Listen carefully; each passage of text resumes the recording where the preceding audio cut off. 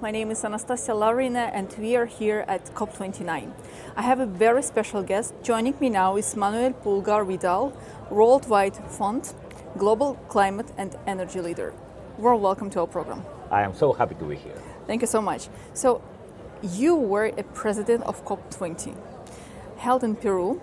That was a very significant event as it was a year before the Paris Climate Agreement was achieved in Paris at COP21. How do you see the evolution of the agreement since then? And what are the key areas where global action is still lagging? It is true. I used to be president of the COP20. That was in 2014, so 10 years ago. In a time in which probably the atmosphere it was a bit different because we all together, collectively, were seeking, and fortunately we got, to adopt an agreement, and we did it in Paris in 2015. That was a fantastic process in which together the French, the Peruvian, among some other countries, we collectively pushed the agreement and we adopted it. But just after 2015, we started with implementation, that it is something so different. So after 2015, what I have seen, it is a lot of actions to implement, but also many different times in which we have been able to give a new impulse to the process. Let me put an example on that. Last year, COP28 in Dubai, in the UAE, that was the time in which we had what it is called the global stocktake. What does it mean, a global stocktake? It is to make an evaluation and a balance on how well and how much we have advanced in our actions to implement the Paris Agreement, but also it is a way to give new recommendations for the future of the process. And why? Because one important part of the Paris Agreement, it is what it is called the NDCs, that are the domestic or national climate plans. And next year we are entering into a new cycle of NDCs, and what we pretend and what we are expecting, it is that all of those new climate plans or NDCs could put the world well on track to achieve our net zero objective and to put the world on track to the 1.5 threshold. So I think that we are progressing for sure. Since 2015 until now, the world has changed a lot. We are having more geopolitical difficulties, but we used it to have. Remember that in 2016, when President Trump at that time inaugurated his mandate, soon after that he announced that he would withdraw the US from the Paris Agreement. And we thought, okay, this probably will damage the process a lot. But fortunately, that didn't happen. And why? Because a group of non-state actors, the academia, corporations, civil society, individuals or citizens, created an initiative that it was called We Are Still In, to try to say to the government of the US that it is because those non-state actors that they would be able to keep the process alive. So let's recognize the importance not only of government, but also subnational government and non-state actors as part of this important climate debate. But now there is still a possibility that Donald Trump, which won the election in the United States, may decide to withdraw from Paris Climate Agreement again. That is fully true. We don't know. We must never prejudge things that we don't know if it would happen. But let me say, even if that occurred in the beginning of the next year, we know how to deal with these kind of difficulties. And probably the best way also to keep the Paris Agreement well alive, but also to be strengthened, it is to recognize that the Paris Agreement, it is an instrument that it has included a long-term vision. So when it is about a long-term vision, everybody knows that we are looking not to raise temperature in more than 1.5 for now until the end of the century. We know that we do want to have a net zero economy by the half of the century. We know that we are seeking to have a strong emission reduction by 2030 because it is the decisive decade. So if we can keep those objectives, I am sure that we will be more able to sort any political difficulties in the meantime. So it is by keeping that long-term vision that we will be more able to address difficulties and to make this Paris Agreement even more resilient, because the Paris Agreement has already shown how resilient it can be.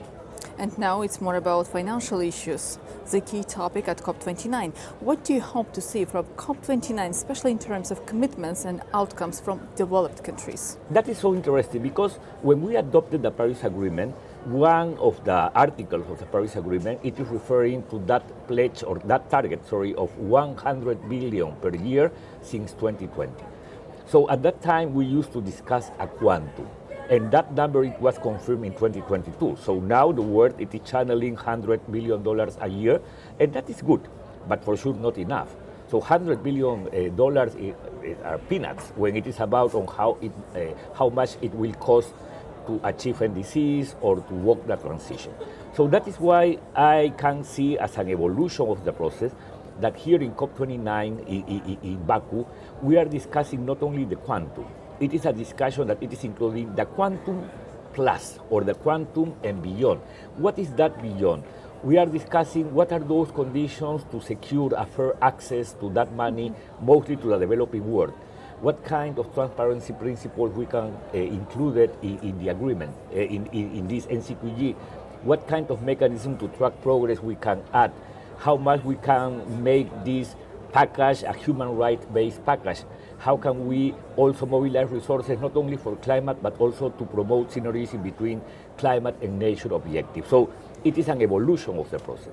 What are we expecting for this COP to get that package? No, I think that it is that would be a strong political signal to the process. So you're feeling optimistic about the I am outcome? always optimistic because as former president of a COP, we know that every COP counts, and despite on how strong or how minimum it could be the outcome, we have to continue building upon, no? Because as I've already mentioned, we knew since the beginning that this wouldn't be an easy process, that we would face new challenges. So that is why we have to keep this idea, every COP counts. Let's continue building upon, let's continue pushing the process towards achieving our objective. But also let's recognize that it is not only about COP. Fortunately, the climate debate now also it is happening in some other fora, the G20, the G7, in Latin America, in Europe, in Eastern Europe. So it is a process that it is happening within a lot of fora. But also what we have to recognize, it is that technology, it is evolving.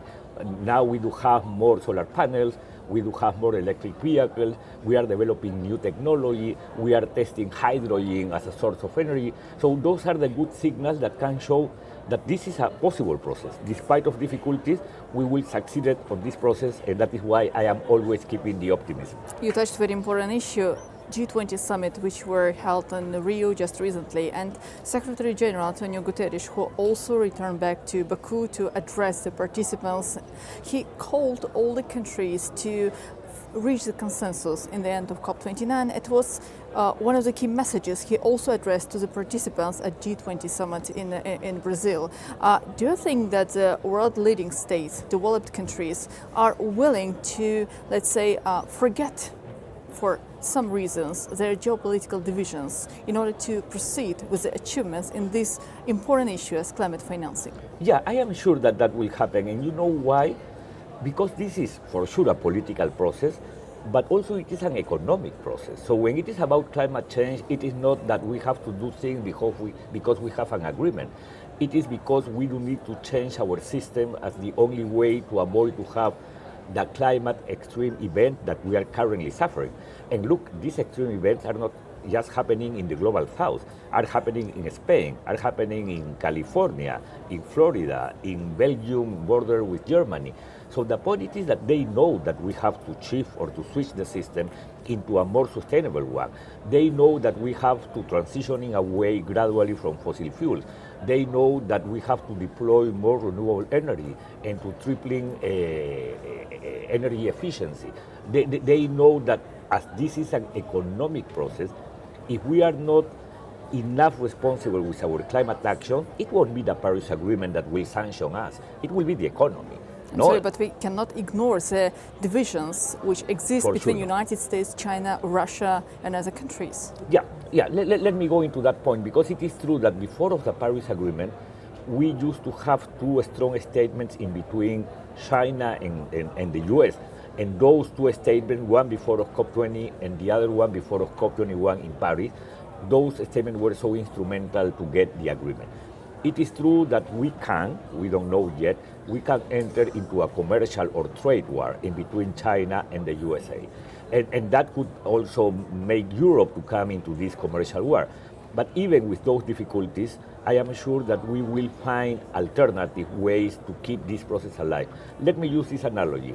In my point of view, the climate debate, it is entering into times of pandemics. So what we can say it is we are in a climate talks pandemics because there are many viruses that are the geopolitical difficulties, the economical difficulties that are trying to affect the process. But fortunately, we have already learned how to deal with pandemics. So the idea it is to have COP29, COP30, and the coming COP as a mechanism that can help us to define a well-developed process to build back better by 2030. But also, I hope that COP29 and COP30 can be able to develop the vaccine for that pandemic. What is that vaccine? To get outcomes, to get the NCQG package, to promote good climate plans for NDC for the next cycle that it is ending no later than the half of 2025. So if we are smart and we are able to strategize well, how can we keep this process alive, resilient, and even strong?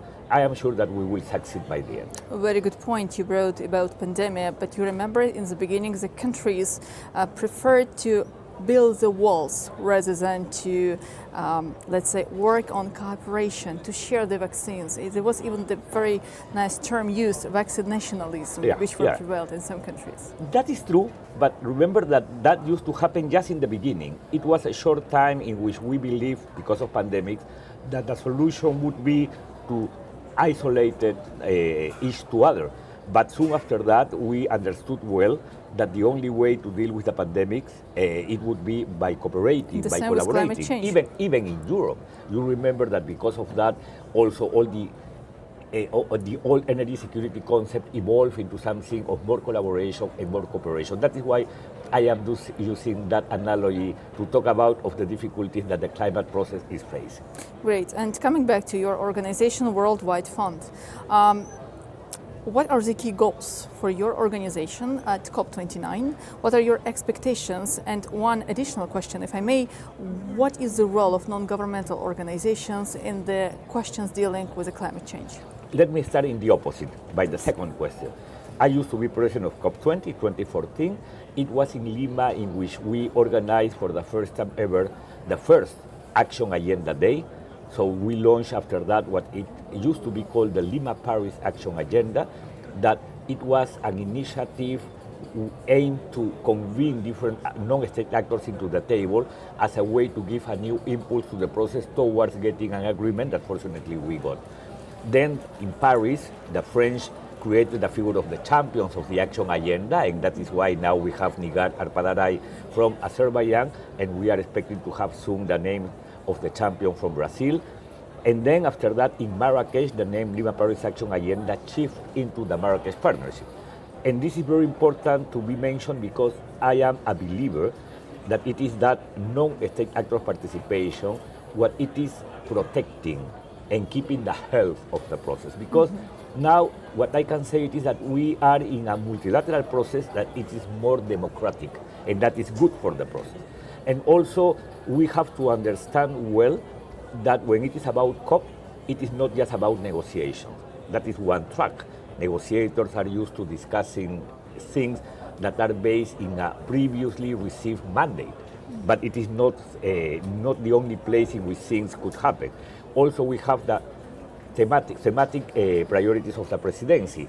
Azerbaijan identified hydrogen, identified food, identified ocean, and we have seen how much good debates and good conclusions we are taking from those dialogues. We have the Marrakesh Partnership, that it is the place in which non-state actors are able to develop things. And also we have the pavilions and the civil society. So those tracks are very important to understand COP. So based on that, WWF came to this COP for sure with a main expectation, the NCQG, because this COP, it has been called the COP for finance. And we know that that is the main outcome that we have to get by the end of this COP, that it must be on tomorrow, no later than Saturday. Nobody knows never when a COP will finish, but that is not a problem. But okay, NCQG is one of those. But also we are here because the discussion on what it is called Article 6, that it is related to the compliance market. We are here because we are looking to promote more synergies between climate objective and biodiversity objective. And that is why the importance of this, not only the Rio Trio, that means the 3 Rio Convention, biodiversity, climate, and desertification, but also the Troika, in which we have UAE, Azerbaijan, and Brazil working together and cooperating as a way to get a strong outcome because of these 3 years. So we have a lot of expectation. The atmosphere here in Baku is fantastic. Baku, it is, by the way, a beautiful city, very well organized. The logistics of COP29 are impeccable. Everybody is appreciating. And let me use this last minute to say the volunteers of the COP29 are the most fantastic, friendly, and warm young guys that I have ever seen. Everybody is recognizing those volunteers with a smile, welcoming every time, offering their services just to guide us. And that is good, because that is a good atmosphere to get something by the end of this COP29. Yeah, especially you have such a great experience of serving as a president of COP20, so you know how it works. And I really enjoyed your optimism about the final outcome of COP29, when the countries have to reach the consensus to proceed and to bring the changes before COP30 starts in Brazil. That is true, because by the end, that is the big secret, Anastasia, that it is build consensus. To build consensus, it is difficult. We are talking about 200 countries of the world with their realities, with their expectations, with their needs. So how to build that consensus, it is difficult. But again, I am pretty sure that the presidency will make all what it is in their hands to build that consensus and to get something by the end of COP29. Well, thank you so much for being with us today. Thank you.